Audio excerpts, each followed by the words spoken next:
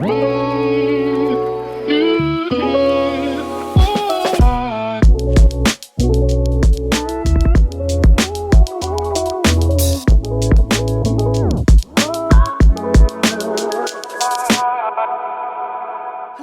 and welcome to Real Menopause Talk. My guest today is Emily Barclay. Emily was training for and taking part in triathlons and Ironman competitions when she was suddenly struck down by debilitating fatigue pretty much out of the blue. She had no idea what had hit her and caused such a dramatic change in her physical and consequently mental capabilities. So she set about getting to the bottom of it, although it wasn't as easy as it should have been. In this episode, we explore her perimenopause in detail. We discuss the wonder of dogs, what is truly important to her, and her 3 wishes as the Perigodmother. Hi. Hello, Emily. How are you? I'm very well, thank you. Let me just quickly finish writing what I was writing, otherwise I'll forget. No problem. I'm very familiar with that one. Everything has to be written down. I know. I was like, I'm halfway through writing it and she's clicked out to start the meeting. Hold on. I've got it all down. It's fine. Fantastic. Emily, I know a little bit about your background, but I would love to know more. And for those who don't know you, can you tell us a little bit about yourself or family or pets or where you come from? I live on the Norfolk-Suffolk border with my partner and our 5 dogs. We also have 14 colonies of bees. Wow. You weren't expecting that. No, how amazing. It's very much my partner who's the beekeeper and I'm just the assistant. So I have my full beekeeping smock and everything. Which is quite cool. Background-wise, I studied French at university, so I am a fluent French speaker. Have done many ski seasons, used to live in the Alps, and used to be a wine merchant. My goodness, wide and varied and so much fun. Oh, if it's not fun, I don't do it. I don't have a very high threshold for doing things that I don't enjoy. Do you make your own honey then? Yes, we have some that actually needs jarring up this afternoon. Do you know, it's something I've always been fascinated by, but just haven't kind of got into, or don't have a beehive, not even one. But how very brilliant. And obviously the dogs, I'm a huge dog fan. Mine's wandered off now. Yeah, the dogs are all rescues and they all have their varying levels of issues that they come with, but we love them all anyway. Of course. And whereabouts are you in terms of perimenopause? Oh, well, I'm now 46 and I started getting symptoms when I was 39. And I very much thought that menopause was a couple of hot flushes and I'd be 51 and then it would all be done. Yep, very similar. Yeah. How did it appear for you then? Yeah, not like that. Still to have a hot flush, you know. No, for me, the biggest thing at the start was the fatigue. So I had been sort of during my mid-30s, my partner and I got into triathlon, did my first one in 2012, started with a sprint triathlon because really didn't need to be doing big long distances at that point. So that was 750 metre lake swim. Wow. Freaked out massively with the whole lake thing initially. 20k bike, 5k run. Fine. Lovely. Loved every second of it. At the end, got a medal and a banana. No banana in my life has tasted as good as that one. I was hooked. That was it. So then the distances started getting longer and we got to the point of doing Ironman triathlons, which is stupid, by the way. So that's a 2.4 mile swim, 112 mile bike, and then a marathon. And this is back to back to back to back. Back to back within a time cutoff of, depending on the course, 16 hours, 17 hours, 18 hours. Phenomenal. Stupid. So the last one that I trained for the race was in October 2015. Unfortunately, I didn't complete it, but that's another story that I won't bore you with right now. Anyway, I was literally the fittest I've ever been. And by January 2016, when I was 39 still, I totally changed. I started being exhausted and angry and gaining weight and weird periods and just all these things that I didn't understand. I just felt like I wasn't me. And that started a whole journey of going back and forth to the doctor. 13 different doctor visits over a 3.5-year period. Various scans and lots of blood tests and nothing's wrong and nothing's wrong and nothing's wrong and it's all fine and you're fine and you're stressed. Yes, you're stressed. Okay. And it's such a common story. Hmm. Like, my story is literally the same as everybody else's, and that's what's so frustrating, is that that shouldn't be a common story. That should be the outlier. But I mean, I got to the point I started working with a nutritionist who was able to recommend different tests for me. So I did a full thyroid panel because on the NHS they only test certain bits. And I genuinely wanted that to come back showing an issue, because Yeah, I wanted to have something wrong so I could change it. exactly. So I was fixated on the idea that I might have a thyroid problem. Then I could just start taking thyroxine and everything would be okay again. Yeah, that all came back absolutely fine. Frustrating. And then the other thing that she had encouraged me to do the tests of was cortisol. So it was little saliva things. And I pity the person who has to deal with those. But that came back showing that my adrenals were basically through the floor. They just had stopped. And then I learned, it's amazing these things you learn along the way, isn't it? Yeah. Then I learned that endurance exercise adds an extra stress into the body. I didn't know that. I thought all this exercise I was doing must be a good thing, right? Or so we're led to believe, yes. Yeah. So many, many learnings occurred over the sort of 3.5 year period. And I remember when the nutritionist rang me with the results of the saliva test, and she was like, okay, seriously, this is a really big wake up call here. Your body is telling you to stop. And I'm like, but I've got a half marathon on Sunday. I can't just stop. And she's like, your body is telling you have to stop. And I'm like, well, can I do the half? She's like, it's not for me to give you permission. It's your body is telling you you need to stop. I'm like, okay, right. I'm gonna do the half marathon on Sunday, and then I will stop. That will be my last hurrah. So I walked with a friend, and we literally chatted and giggled the whole way round, and it was awesome. And I'm so glad I did it, because it was a fitting end or pause or whatever to all my sort of endurance sports stuff. And then I went home and slept and slept and slept and slept, and then cleared my diary for the next 3 months. And it was really depressing. And by this point, I still didn't have the word perimenopause. I understand how depressing that can be. Having recently had 2 weeks of no work, no interviews, nothing, no gym, barely leaving the house, or not even leaving the house for the first week after surgery. The idea for the first few days is, oh my God, this is great. I can rest. And then it's not great. 3 months is a huge commitment. How did you manage that? That was being led by my body. I couldn't have done less than 3 months. So I still saw some clients, I still did some work, but when the year later came to do my accounts over that period, I was like, oh, that was the time. Yeah, that was a bit of a reminder. And I don't want to look back at that time in my diary again, because actually it was horrible. Once I'd accepted that I needed to stop, there wasn't any going back against that. I couldn't. My body was not going to let me. So that was the sort of April through to July-ish of 2018. And then finally, in the April of 2019, with the doctor, lovely doctor by this point, I'd spoken to a lot of different doctors, not all lovely, I will admit. We kind of both agreed, we'd done all the blood tests again and blah, blah, blah, blah, blah, the usual. And we agreed that it was one of two things. It was either chronic fatigue or it was perimenopause. By this point, geek that I am, I had been tracking everything. And the tracking app that I used wouldn't let me pull out the data. So I'd manually input all the data into Excel so that I could spot patterns, play with the data and see what the data was trying to tell me. And the data was really clearly telling me that this was all cyclical, and that the real low periods were just before my period, and that the energy slumps were always at the same time, and blah, blah, blah, blah. And so when I sat down with the doctor, but this isn't chronic fatigue. And also, I don't want that on my notes, because I know too many people who've been dismissed as soon as that's on their notes. Chronic fatigue, fibro, those sorts of things. I know too many people who then get nowhere asking about any subsequent symptoms. So we both agreed that it was hormonal and therefore it was perimenopause. Hurrah! I had a word. Yay! Validation. I know. Finally. It's like, I'm not mad. I'm not losing the plot. This isn't some terrible illness. This is, oh my goodness, it's another puberty. I didn't know it was coming, but here it is. I can deal with this. I survived the first one. I slept a lot in the first one. I seem to be sleeping a lot in the second one. Okay, cool. What a roller coaster ride. And yes, data, I'm as much of a spreadsheet geek as you are. The fact that you had that and you were armed with all that information, in an ideal world, we would all be able to do. But it took you that long to be given the word of perimenopause, what happened next? I came home and Googled.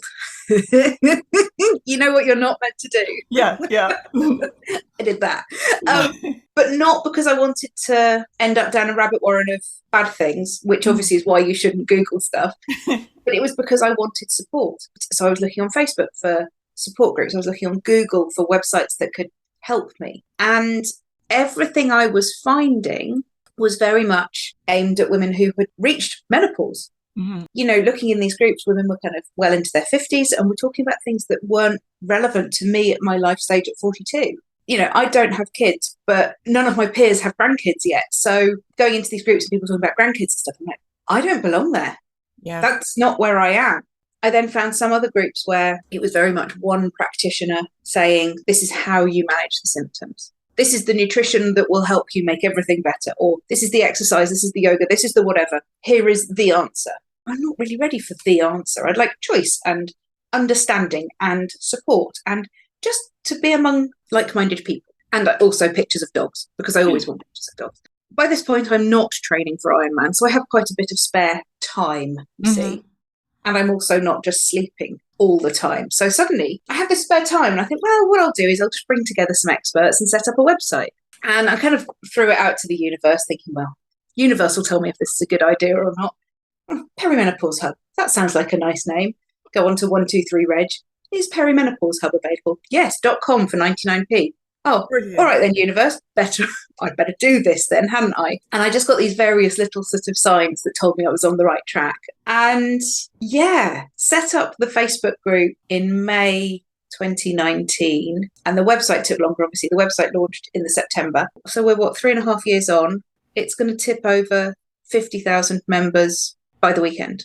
That is fantastic. It's ridiculous. It is. The thing wrong with that is that people need it. And yet the thing great about that is that people need it. And you're providing it. That is amazing. 50,000 people in 3.5 years. How has it evolved since the beginning? It's really interesting. Just sort of taking a step back, watching it has been really interesting. So in terms of the website and in terms of the experts, that has broadly stayed the same. The experts kind of to an extent come and go because their life changes, they change their focus, whatever. But the group, we have at the core in the group that kindness is very important. I quite often just say, don't be a dick, frankly. Yeah. You know, it's really simple. You know, just don't. It's a pretty good starting point, and some people seem to manage to overlook that quite regularly. And sometimes we have to have a little reminder. So that is very important. We don't have any weight loss diet talk. Nutrition, fine. Weight loss, no. Because I'm a firm believer that everybody's perfect exactly as they are, and that frankly they don't need the big diet companies sniffing around trying to make them feel shit about themselves and preying on vulnerabilities. So we don't have that. And we don't have any MLM in there because, again, there's a lot of preying on vulnerabilities in the MLM world. I know there are some good ones, but unfortunately the bad ones tar everybody with the same brush. Beyond that, there is a no TMI rule. So discuss anything. If you need to talk about vaginal dryness, please do. Don't be embarrassed to talk about it. Use the anonymous option if you need to, you know, but don't be embarrassed to talk about any of it, because I 160 bazillion% believe if someone is too nervous to talk about it kind of anonymously behind their keyboard, they are never going to discuss it with their doctor. Yeah. Every now and then you get people who come into the group who and you go, oh, that's a bit icky. And I'm like, no, there is no such thing as too icky. This is fine. We have to discuss it. It is happening. And that's really, really important to me. I just always want to have this safe space where people can discuss something that they can't necessarily discuss with anybody else in their life, so that they hopefully will then talk to the doctor about it or talk to whatever practitioner is right for them. And if that's one of our experts, then that's even better, because ultimately I just want everyone to feel epic again. I think you're right about if somebody is too timid to talk about it behind their keyboard, even behind anonymity, they're also not going to be the only one. If they're too scared, there's going to be somebody else who's too scared. I hesitate to use the word permission, but in our heads, often we do seek permission. And if somebody else starts the conversation, that does allow us to join in or voice our concerns or fears. And frankly, I think we need to talk about vaginal dryness more. And all the time. gritty things, how things smell, how you feel. It's those things that are going to just dispel all the airy-fairiness. We need to get down to the real biology of it. We absolutely do. And we could really do with starting by using the correct terminology. I'm going to try not to get on a soapbox here, but it may happen. It's something that really annoys me. You know, when we're talking about male genitalia, we talk about the penis and the testicles, and we all know what we're talking about. Mm-hmm. And then when we talk about women's genitalia, we talk about the flower. What? Which area are you discussing when you're talking about your flower? Are you talking about your vagina, your vulva, your clitoris? What are you talking about? Because if you can't tell me which area the issue is with, it's like saying, oh, in my general handish area, there is a problem. Well, where? Wrist, thumb, fingers, palm? You wouldn't do that. You'd say, my little finger is really sore. And we need to normalise that about the female body. In perimenopause, menopause world, I think we're doing quite a good job. It's just outside of that we need to keep on pushing and being louder so that people aren't scared of vulvas and vaginas anymore. There's nothing to be afraid of. No. And this is the thing. If you need to go and talk about any part of your body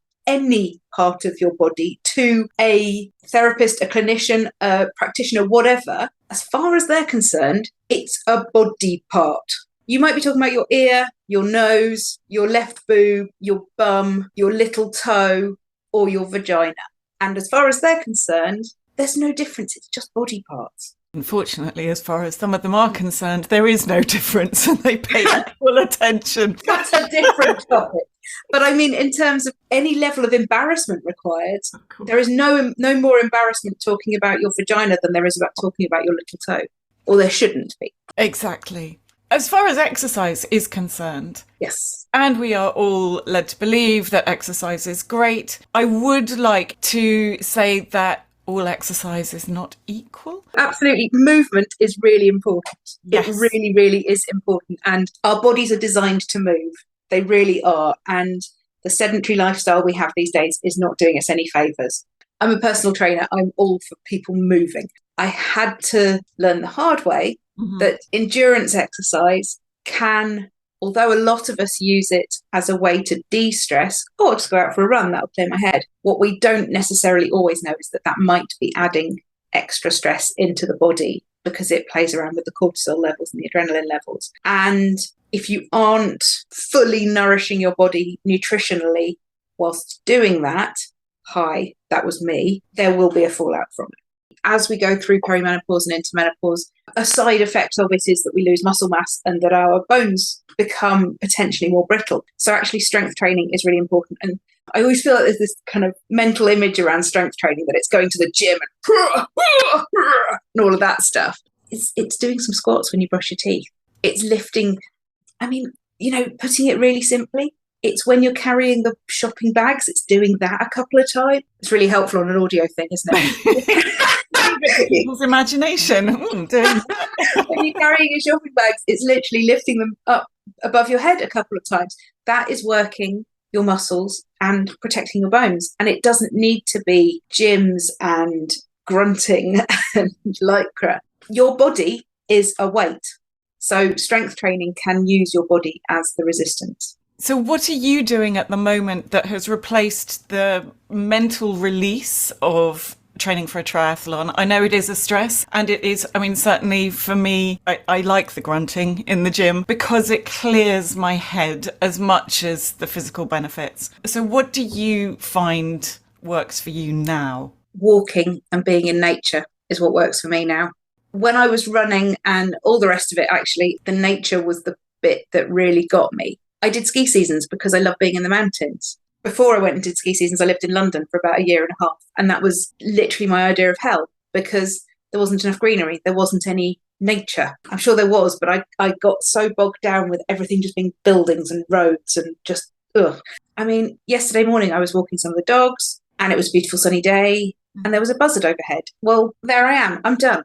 I'm good here, thanks. There's a couple of hares who live up the end of our road. This is wonderful. And there are some muntjac. There's lots of muntjac around here, so we see a lot of deers. Sometimes I hear the owl overnight. All of those things are so important to me, but they were also when I was running. If I was running and I saw a hare or I saw a woodpecker or I saw a muntjac or I saw a red deer or whatever, that was always a little mental tick for the run. Mm-hmm. So now I'm moving slower. Why is walking so underrated, do you think? Because I don't know. Magical powers, and particularly in nature. There is a study, I now need to go and try and find it, that says that looking at green, the colour, particularly natural green, calms the entire nervous system down. Is there? Wow. There's another study, which again, I'm not going to remember how to find, because by the time I've said this, I'll have forgotten I've said it. Hi, perimenopause, thanks. That says that if you're walking side by side with somebody, or in any capacity side by side, you can talk much more candidly with them than if you're face to face with them. So whether you're walking alone or if you're walking with somebody, with your partner, with a friend, with whoever, you can potentially have those conversations you might not have over a coffee or face to face. You know, it's just magical stuff. It's great. What else have you done to support yourself so far? I'm becoming more and more me, which is brilliant. I'm very happy with that. From age about 10 until about 40, I was always too fat, in inverted commas. I look back on the photos, I wasn't. It was just societal bullshit telling me porkies and me believing them.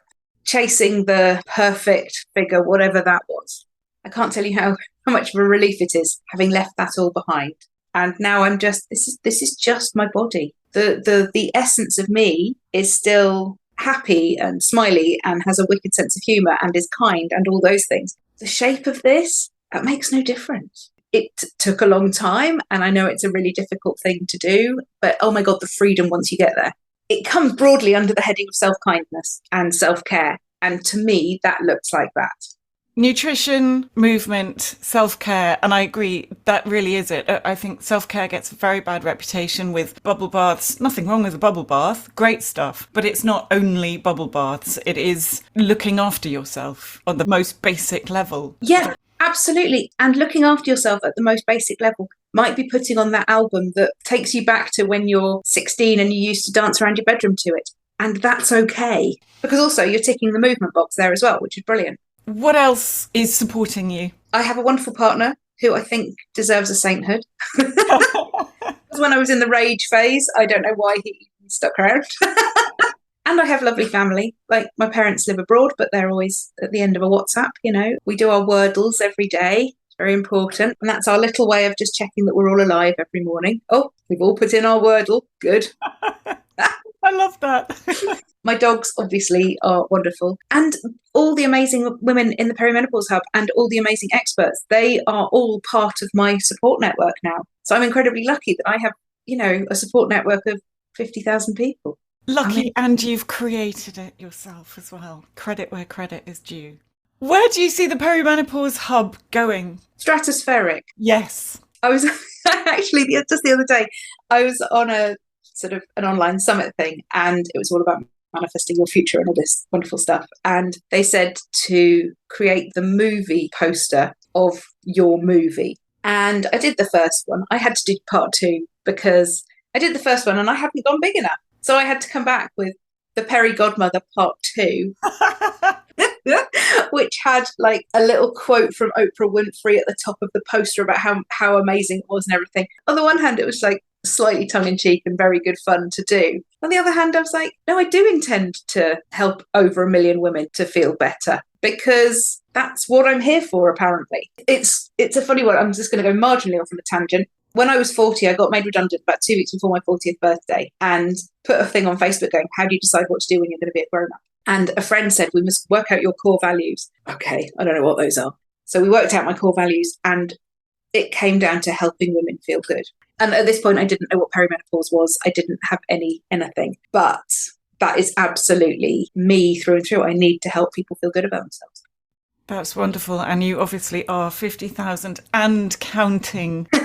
We'll get to the 1 million. And if you do meet Oprah, I'd love a chat as well, if you don't mind passing her my way. That's okay. What is one thing that you wish for the whole perimenopause, menopause community? What I wish... Oh, that's difficult to narrow it down to one thing. Oh, then more? 2 or 3. I wish that it stopped being a taboo. And I wish that every single woman going through it realises how epic she is, even in her dark moments. And I think everybody should get dogs. So do I. We've only had Dennis since 2019, and I can't imagine life without him. I've been a cat person forever, so we still have our 3 cats. But the dog, the amount of joy, I mean, he's a constant companion. He makes you go outside and get into nature and go walking. He's hilarious. Yeah, get a dog. And also, on that theme, if you're worried about any sort of body issues and what you look like and all that, be more dog. They don't give a shit about that. Across my dogs, some of them have silly big ears, one of them has very short legs, some of them are floofy, some of them are short head. They're not going around going, wow, seen the ears on Kiesel? Dear, oh dear. No one's doing that. Be more dog. Thank you so much for your time. It has been great fun talking to you. Thank you so much, Thanks, Emily. Take care. Bye. Bye. You can find Emily at perimenopaushub.com, on LinkedIn as Emily Barclay, and on Instagram at perimenopaushub. You can find us, realmenopausetalk.com, to sign up for the newsletter and follow us on the podcast app of your choice. Please do leave a review. It shows others where we are. And of course, spread the word about Real Menopause Talk. Thank you for listening. I look forward to seeing you in the next episode.